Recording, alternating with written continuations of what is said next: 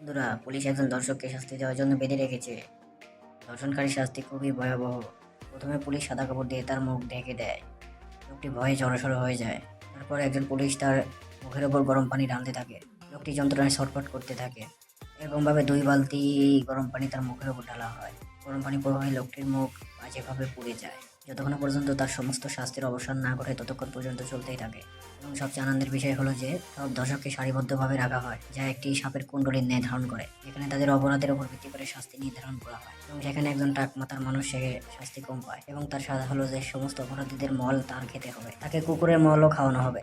এমন সাজা দেওয়ার উদ্দেশ্য হলো যাতে সমস্ত দেশের মধ্যে অপরাধের হার কমতে থাকে। অন্যদিকে মৃত্যুদণ্ডপ্রাপ্ত আসামিদের হাত পা কেটে ফেলার আদেশ দেয়। পরবর্তীতে মল খাওয়া ব্যক্তিটি অসুস্থ হয়ে যাওয়ার পর তাকে হাসপাতালে নিয়ে যাওয়া হয়। সে তার ভুল বুঝতে পারে এবং পুলিশের নিকট ক্ষমা প্রার্থনা করে। ভবিষ্যতে যেন এ ধরনের ভুল না হয় এই জন্য পুলিশ তাকে অনেক আগেই সতর্ক করেছিল, কিন্তু সতর্ক না শোনার